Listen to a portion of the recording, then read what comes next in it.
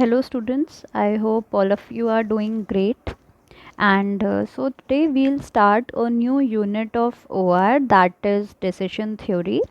बहुत सारे टॉपिक्स हैं यहाँ पे। पहले थोड़ा सा आज हम थ्योरेटिकल पोर्शन के बारे में डिस्कस करेंगे and from the next lecture और the next class onwards will move on to some numerical questions. Basically बहुत ज़्यादा न्यूमेरिकल क्वेश्चंस नहीं है यहाँ पे, आप कह सकते हो कि थोड़ा सा कॉन्सेप्ट्स एंड लॉजिक्स पे बेस्ड हैं। Unlike the simplex method or the transportation or the assignment problem questions you did, जहाँ पे आपको कैलकुलेशन बहुत ज़्यादा करनी पड़ रही थी, यहाँ पे अगर आपको कॉन्सेप्ट अच्छे से क्लियर है तो आप डिसीजन मेकिंग प्रॉब्लम्स आराम से टैकल कर सकते हैं। सो के लेट्स स्टार्ट विथ, सबसे पहले तो डिसीजन थ्योरी होती क्या है और हम क्यों पढ़ने वाले हैं। तो डिसीजन क्या होता है, मतलब डिसीजन का क्या मतलब होता है वो आप लोग जानते भी होंगे।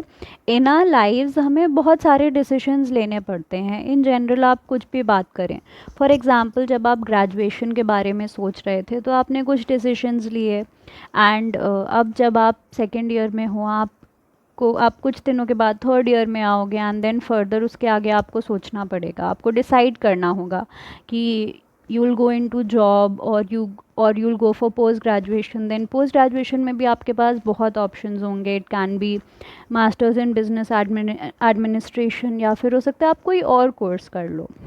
सो बेसिकली लाइफ में हम जो भी डिसीशंस लेते हैं वो कुछ ना कुछ पॉइंट्स दिमाग में रख करके लेते हैं। हो सकता है आप अपने कुछ सीनियर्स से सजेशंस लो, अपने फैमिली वालों से सजेशंस लो, या फिर आप कुछ पिछला डेटा स्टडी करो कि फॉर एग्जांपल जो लोग बीबीए के बाद जॉब्स में गए वो कितने सक्सेसफुल रहे, या फिर जिन्होंने बीबीए के बाद एमबीए किया एंड देन वो जॉब्स में गए वो कितना सक्सेसफुल रहे। तो बेसिकली कुछ चीज़ें स्टडी करने के बाद ही आप डिसीशंस लोगे, आप ऐसे ही अपने लाइफ के डिसीशंस नहीं लेते हो। और ये तो मैं बहुत बड़े डिसीशंस की बात कर रही हूँ, एवरीडे बहुत छोटे छोटे डिसीशंस भी आप लेते हो। फॉर एग्जांपल आप पढ़ने बैठ रहे हो, आप सोचोगे कि मैं ओआर पढ़ूँ या मैं आरएम पढ़ूँ या मैं और कुछ पढ़ूँ। So basically all these are decisions and कहीं ना कहीं ये छोटे छोटे डिसीशंस आपके लाइफ को इफ़ेक्ट करते हैं। सेम इसी तरह जब भी हम किसी भी ऑर्गेनाइजेशन की बात करते हैं तो किसी भी ऑर्गेनाइजेशन में डिसीजन मेकिंग बहुत इम्पॉर्टेंट होती है। क्यों? क्योंकि अभी तो मान लीजिए सिर्फ आपकी अकेले की लाइफ है, आप इंडिपेंडेंट बनेंगे, आपके डिसीजन सिर्फ आपको इफ़ेक्ट कर रहे हैं। बट सपोज़ कल को आपकी फैमिली है, उसके बाद आप जो डिसीजंस लेंगे वो आप अपने फैमिली को भी ध्यान में रख करके लेंगे। जैसे आज हमारे पेरेंट्स हैं, हमें कोई भी डिसीजन लेना है हम ऐसे ही ले लेते हैं, बट पेरेंट्स हमारे क्या करते हैं, वो सारी चीज़ें देखते हैं, सोचते हैं, क्योंकि उनके डिसीशंस कहीं ना कहीं हमारी लाइफ्स भी इफ़ेक्ट करेंगे, तो वो सारी चीज़ों को ध्यान में रख के डिसीशंस लेते हैं।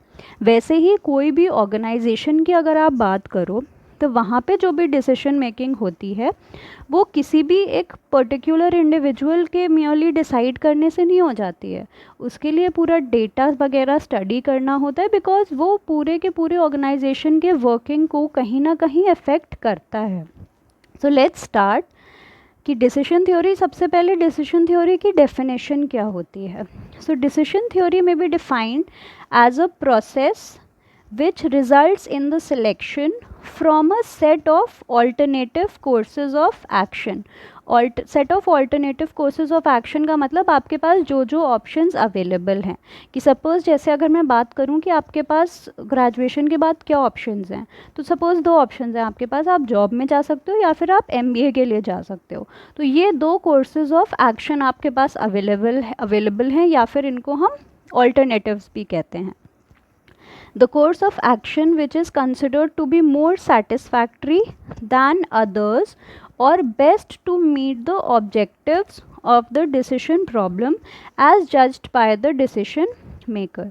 तो डिसीजन थ्योरी आपकी क्या है, यहाँ पे मैंने एक्सप्लेन किया हुआ है कि डिसीजन थ्योरी सिंपली आपकी एक प्रोसेस है जहाँ पे आप क्या कर रहे हो, बहुत सारे कोर्सेज ऑफ एक्शन या फिर बहुत सारे ऑल्टरनेटिव्स में आप एक ऐसा ऑल्टरनेटिव सिलेक्ट कर रहे हो जो कि आपके ऑर्गेनाइजेशन का जो भी मेन ऑब्जेक्टिव होगा। हर ऑर्गेनाइजेशन का कुछ ना कुछ ऑब्जेक्टिव होता ही है। फॉर एग्जांपल जब हम ट्रांसपोर्टेशन प्रॉब्लम सॉल्व करते हैं, हमारा ऑब्जेक्टिव क्या होता है, मिनिमम ट्रांसपोर्टेशन कॉस्ट फाइंड करना। तो ऐसे ही आपके ऑर्गेनाइजेशन का कोई ना कोई ऑब्जेक्टिव होगा। तो आप क्या कर रहे हो, सेट ऑफ ऑल्टरनेटिव्स में से वो ऑल्टरनेटिव सेलेक्ट कर रहे हो जो कि आपके ऑर्गेनाइजेशन के बेस्ट ऑब्जेक्टिव में काम करे और आपको बाकी ऑल्टरनेटिव्स के कंपैरिजन में बेटर रिजल्ट्स दे। ऐसा नहीं है कि बाकी ऑल्टरनेटिव्स आपको रिजल्ट नहीं देंगे, बाकी ऑल्टरनेटिव्स भी रिजल्ट हमें देंगे, तभी उनको हम ऑल्टरनेटिव्स में कंसिडर भी कर रहे हैं। फॉर एग्ज़ाम्पल, अगर आप बीबीए के बाद जॉब करते हो तब भी आपको रिजल्ट्स मिलेंगे, एंड अगर आप बीबीए के बाद एमबीए करते हो देन जॉब करते हो तब भी आपको रिजल्ट्स मिलेंगे। बीबीए के बाद एमएससी का ऑप्शन नहीं है, इसीलिए एमएससी को मैं बीबीए के बाद आपके कोर्स ऑफ एक्शन या ऑल्टरनेटिव में नहीं रख सकती हूँ। तो बेसिकली कोर्सेज ऑफ एक्शन या फिर ऑल्टरनेटिव्स में आपके वही सिचुएशंस आते हैं जो कि आपको रिजल्ट्स देंगे, बट उन सारे ऑल्टरनेटिव्स में जो आपका बेस्ट रिज़ल्ट देगा उसको सिलेक्ट करने का जो प्रोसेस होता है उसको हम क्या बोलते हैं, डिसीजन थ्योरी। सो अब इसका इम्पोर्टेंस क्या है, decision making becomes essential for the management of an organisation or by an individual when he feels dissatisfied with the existing decision or when alternative courses of actions are available। Simple सी बात है, आप कोई भी alternative तभी choose करोगे जब आपके पास और ऑप्शंस अवेलेबल होंगे। अगर आपके पास और ऑप्शंस अवेलेबल ही नहीं है तो आप चूज़ ही क्या करेंगे, आपको वैसे ही आगे बढ़ना पड़ेगा। Next, decision theory plays an important role in helping the decision maker to make better decision under uncertain future conditions. In the present advancing computer age, the decision makers of a business organization cannot afford to make a decision by merely guessing, as the wrong decision may lead to a disastrous consequence. Obviously, जब present era है जहाँ पे आज इतना advancement हो चुका है beat any sector, तो डिसीजन थ्योरी एक बहुत ही इम्पॉर्टेंट रोल प्ले करता है। बिकॉज़ यहाँ पे आप क्या करते हो, कोई भी डिसीजन ऐसे ही नहीं ले सकते हो, बिकॉज़ उस पर आपकी लाइफ तो डिपेंड कर ही रही है, प्लस जिस भी ऑर्गेनाइजेशन में आप हो उस पूरे के पूरे ऑर्गेनाइजेशन की वर्किंग कहीं ना कहीं उस एक डिसीजन पे डिपेंड करती है। तो हम क्या करते हैं, क्योंकि हमारे पास आजकल इतनी ज़्यादा टेक्नोलॉजी है, एडवांसिंग कंप्यूटर एज है, तो बेसिक ओआर टेक्निक का हम यहाँ पे किस तरह से यूज़ करते हैं, ओआर टेक्निक्स आपकी यूज़ करती है the basic knowledge of mathematics, statistics and decision theory में यहाँ पे आपका कंप्यूटर्स का भी यूज़ होता है, सो दैट जो भी बेस्ट डिसीजन हो ऑर्गेनाइजेशन के इंटरेस्ट में वो आपको डिसीजन थ्योरी से मिलता है यहाँ पर। सो अभी हमने डिस्कस किया कि बेसिक डिसीजन थ्योरी होती क्या है और क्या हम पढ़ने वाले हैं डिसीजन थ्योरी में। अब नेक्स्ट टॉपिक जो हम स्टडी कर रहे हैं that is the steps in decision theory approach. अभी तक तो आपने थ्योरी देख लिया कि हाँ डिसीजन मेकिंग क्या होता है, किस तरह से किसी भी ऑर्गेनाइजेशन को अफेक्ट करेगा, बट आपको पता तो होना चाहिए कि हम कैसे स्टार्ट करेंगे, कैसे हमें प्रॉब्लम्स मिलेंगे। तो अब हम वही देखने वाले हैं कि डिसीजन थ्योरी अप्रोच में हमारे मेन स्टेप्स क्या होते हैं एंड आगे जाके हम कैसे उनके साथ डील करते हैं। तो यहाँ पे जो हमारा फर्स्ट पॉइंट है, जो फर्स्ट चीज़ हम डिस्कस कर रहे हैं स्टेप्स में, that is to determine various alternatives या फिर स्ट्रैटेजीज। ऑब्वियस सी बात है, जब भी आप डिसीजन थ्योरी की बात करोगे तो आपका फर्स्ट स्टेप क्या होगा कि जो भी आपका ऑर्गेनाइजेशन है उसके इंटरेस्ट में जो भी आपके पास अवेलेबल ऑल्टरनेटिव्स या फिर जो भी आपके पास अवेलेबल स्ट्रैटेजीज़ हैं उनको आइडेंटिफाई करना, बिकॉज उन्हीं स्ट्रैटेजीज़ में से ही आप आगे जाके कोई ना कोई एक स्ट्रैटेजी चूज़ करोगे। So firstly, the decision maker has to select the various alternative courses of action. Again, courses of action का मतलब alternatives या फिर strategies from which the final decision is to be made to achieve his objective. The decision maker has control over the choice of these. क्योंकि ये alternatives आप ही लेकर के आए हो कि हाँ ये options हैं हमारे पास, तो आपका control भी है इनके ऊपर। सो फर्स्ट पॉइंट तो हो गया to determine the alternative courses of action. Next point है to know the effect of decision, कि जो भी आप डिसीजन लेने वाले हो उससे आपके ऑर्गेनाइजेशन को क्या इफेक्ट होगा. So corresponding to each alternative there are various events that can happen in the future which should be identified by the decision maker beforehand. These events are often called states of nature or outcomes and are not in control of the decision maker since they are affected by external reasons. पहले आप समझ लो ये है क्या, उसके बाद मैं current scenario से रिलेटेड आपको इसका एक एग्जाम्पल भी दूंगी. सो सबसे पहला स्टेप हमारा क्या था कि सबसे पहले तो हम ऑल्टरनेटिव स्ट्रैटेजीज एग्जामिन करेंगे या सोचेंगे कि क्या क्या ऑल्टरनेटिव्स हमारे, जो भी हम प्रॉब्लम को टैकल करने की कोशिश कर रहे हैं वहाँ पे और ऑल्टरनेटिव्स हमारे पास क्या क्या हो सकते हैं. सेकेंड चीज़, जितने भी ऑल्टरनेटिव्स आपने सेलेक्ट किए हैं आप उन सब का ये भी सोचोगे कि ये ऑल्टरनेटिव अगर हम अप्लाई करेंगे तो इसके बाद रिज़ल्ट क्या आएगा. तो उन्हीं रिज़ल्ट्स को हम क्या बोलते हैं, इवेंट्स या फिर स्टेट्स ऑफ नेचर या फिर आउटकम्स. कि जितने भी आपके पास ऑल्टरनेटिव्स हैं उन सारे ऑल्टरनेटिव से रिलेटेड एक डिसीजन होगा या फिर एक आउटकम होगा जो कि पहले से ही आपको माइंड में रख के चलना पड़ेगा कि हाँ अगर मैं ये डिसीजन लेता हूँ तो आगे जाके प्रॉफिट होगा या लॉस होगा या क्या होगा. वो सारी चीज़ें आपको ध्यान में रखनी है.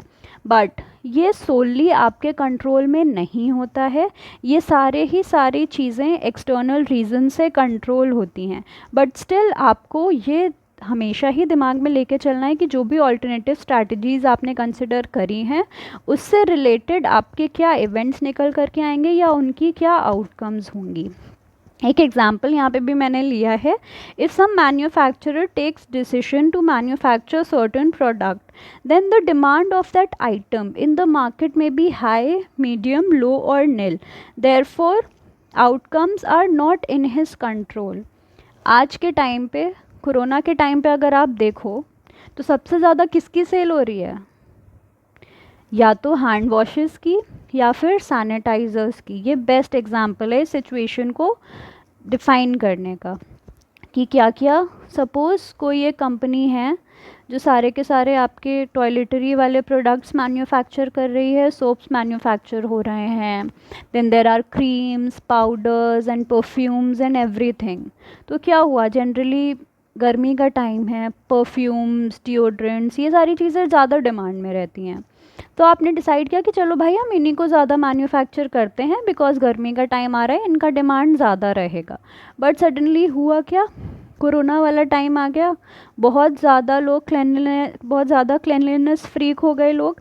एंड सडनली क्या हुआ, hand washes, soaps and sanitisers, mainly sanitisers, because ये क्या है, बहुत ही मोबाइल प्रोडक्ट है, आप आराम से कहीं बाहर भी जा रहे हो तो अब आप बैग में कैरी कर सकते हो. तो सबसे ज़्यादा सैनिटाइज़र्स की डिमांड बढ़ गई. तो यहीं पे क्या हुआ कि आपने डिसीजन लिया था कि चलो परफ्यूम का डिमांड ज़्यादा आएगा, इसी के बेसिस पे हम डिसाइड करते हैं कि हमारी कंपनी को ये मैन्युफैक्चर करना चाहिए. बट हुआ क्या, सैनिटाइज़र्स का सेल बढ़ गया. सो यही मैं बोल रही हूँ कि आपको ऑल्टरनेटिव्स जो भी आपके पास अवेलेबल हैं आपको पता होना चाहिए कि हाँ ठीक है इसका रिज़ल्ट क्या होगा, इवेंट क्या होगा, बट हमेशा ये आपके कंट्रोल में नहीं होते हैं. जो भी हमारे आउटकम्स हैं that are not in the control of the person. Third point है टू डिटरमाइन द पे ऑफ्स.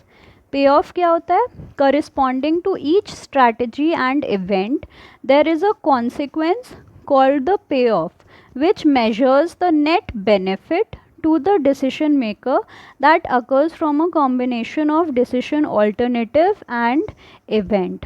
बेसिकली पे ऑफ हमारा एक नंबर होता है जो क्या डिनोट करता है कि कोई भी स्ट्रैटेजी से जो भी आपका इवेंट निकल करके आया है वो उसके कॉन्सिक्वेंस को डिपिक्ट करता है. वो प्रॉफिट हो सकता है या फिर लॉस हो सकता है. बेसिकली पे ऑफ इज़ अ नंबर जो मेजर करता है कि कोई भी डिसीजन जब आप लोगे तो उससे डिसीजन मेकर को कितना प्रॉफिट या फिर कितना लॉस होगा या फिर कितना बेनिफिट या कितना नुकसान होने वाला है. So these payoffs are known as conditional profit values और कंडीशनल कॉस्ट. तो ये चीज़ हमें ध्यान रखनी है, कंडीशनल प्रॉफिट वैल्यूज़ की बात हो या फिर कंडीशनल कॉस्ट की बात हो, इनका मतलब सेम है. Fourth point, construction of the payoff table. Simply यहाँ पे क्या है, let a problem under consideration has M possible events, मतलब जो भी डिसीजन मेकिंग प्रॉब्लम आप लेके चले हो वहाँ पे आपके पास एम पॉसिबल इवेंट्स हैं एंड ऑल्टरनेटिव्स, या जितनी भी आपके पास और स्ट्रैटेजीज अवेलेबल हैं उनको हमने डिनोट किया है A1 A2 AN से। PIJ क्या डिनोट करता है, payoff to the decision maker corresponding to the ith event and jth alternative, कि अगर आप ith इवेंट परफॉर्म करते हो, सॉरी अगर आप jth ऑल्टरनेटिव लेके चल रहे हो तो ith इवेंट मिलता है हमें, तो वहीं पे आपका पे ऑफ कितना आता है। इसी चीज़ को डिनोट करने के लिए हम एक टेबल का यूज़ करते हैं। सपोज़ इस टेबल में यहाँ पे हमने क्या डिनोट किया है, A1 A2 AJ, यानी कॉलम वाइज हमने सारे ऑल्टरनेटिव्स डिपिक्ट किए हैं, first alternative, second alternative, third alternative and so on. And यहाँ लेफ्ट में आपको क्या दिए हुए हैं, सारे इवेंट्स, कि पहले ऑल्टरनेटिव से इवेंट E1 होगा, दूसरे से E2 होगा एंड सो ऑन। और मैट्रिक्स के अंदर जो हमें वैल्यूज़ दी हुई हैं वो हैं पे ऑफ्स, कि P11 का मतलब पहले ऑल्टरनेटिव से जब आपको पहला आउटकम मिलता है तो आपको P11 पे ऑफ मिलता है।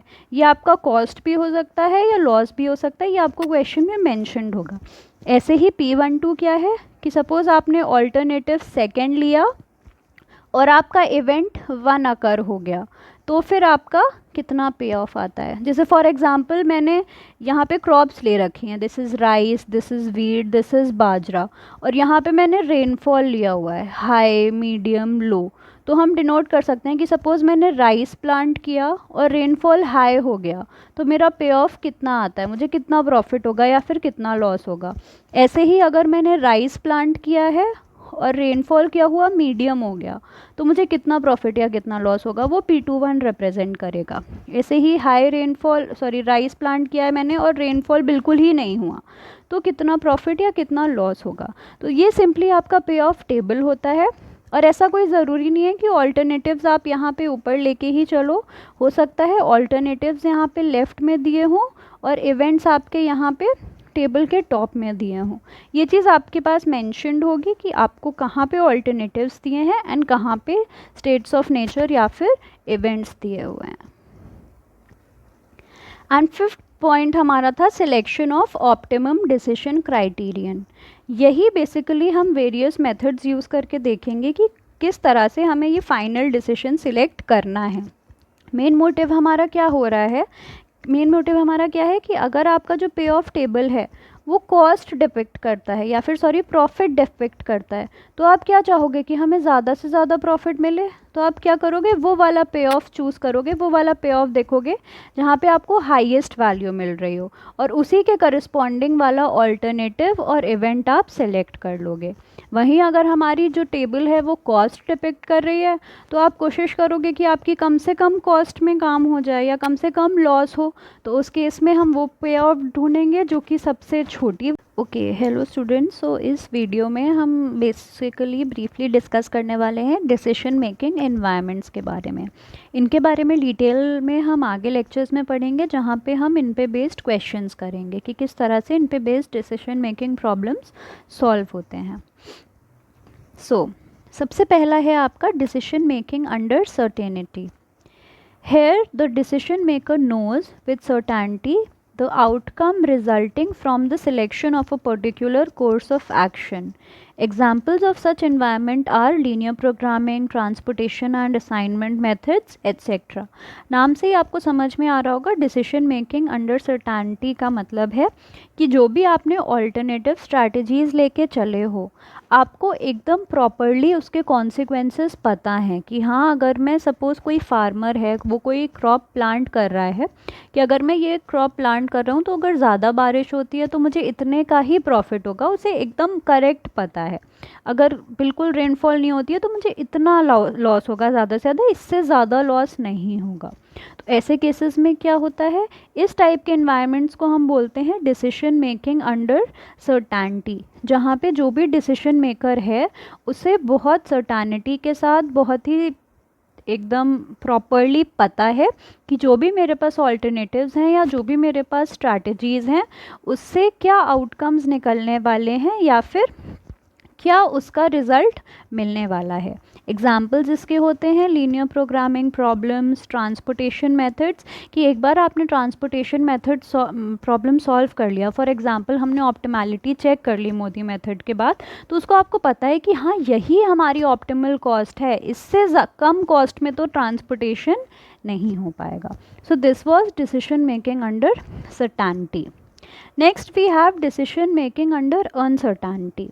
Here, the decision maker lacks the sufficient knowledge to allow him to assess the probabilities to the various events associated with each decision. यहाँ पे किसकी बात हो रही है? अनसर्टेनिटी का। मतलब यहाँ पे डिसीजन मेकर को नॉलेज तो है कि हाँ ये ऑल्टरनेटिव्स होंगे और इतना प्रॉफिट होगा या इतना लॉस होगा, बट उसके पास एकदम सफिशिएंट नॉलेज नहीं है कि वो जो भी प्रोबेबिलिटीज़ हैं कि हाँ अगर इतना रेनफॉल हुआ तो इतना ही प्रॉफिट होगा, इतना प्रोबेबिलिटी है इतना परसेंट प्रॉफिट होने की, या ये प्रोबेबिलिटी है इतना परसेंट लॉस होने की, एकदम उसके पास प्रॉपर नॉलेज नहीं है कि ये सारी चीज़ें वो बहुत अच्छे से असेस कर पाए, या फिर जो भी हम वो डिसीजन लेगा उसका रिज़ल्ट क्या आएगा उसको बहुत सर्टेनिटी के साथ नहीं पता है। तो ऐसे सिचुएशंस को हम क्या बोलते हैं? Decision making under uncertainty. इसमें 4-5 मेथड्स होते हैं जिनको यूज़ करके इन डिसीजन मेकिंग प्रॉब्लम्स को आप सॉल्व करते हैं। उसके बाद हम बात करते हैं डिसीजन मेकिंग अंडर रिस्क की। नाम से ही समझ में आ रहा होगा, in this environment more than one states of nature associated with each decision exist, and the decision maker is supposed to have sufficient information or experience to enable him to assign probabilities to the various events. यहाँ पे क्या चाहिए होता है? Decision maker को proper information भी होनी चाहिए, प्लस उसके पास पास्ट एक्सपीरियंसेस भी होने चाहिए। उसी के हेल्प से वो डिसाइड कर पाता है कि क्या डिसीजन आपका बेस्ट होगा ऑर्गेनाइजेशन के लिए। तो ऐसे टाइप के डिसीजन मेकिंग को हम बोलते हैं डिसीजन मेकिंग अंडर रिस्क। यहाँ पे भी हमारे पास 2-3 मेथड्स होते हैं जिनको यूज़ करके हम प्रॉब्लम्स को सॉल्व करते हैं, वो आप आगे आने वाले लेक्चर्स में देखेंगे। Next is decision making under conflict. In this environment, the states of nature are neither known completely nor they are completely uncertain. In this situation, more than one competitors have conflicting interest on the same issue and each of them try to take decisions in his interest. Conflict आपको नाम से ही समझ में आ रहा होगा। तो यहाँ पे क्या होता है कि एकदम सर्टेनिटी भी नहीं होती है और एकदम अनसर्टेनिटी भी नहीं होती है।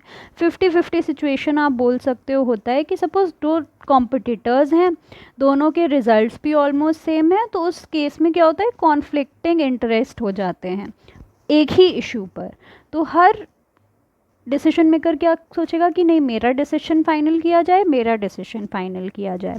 तो इस टाइप के इन्वायरमेंट को हम बोलते हैं डिसीजन मेकिंग अंडर कॉन्फ्लिक्ट।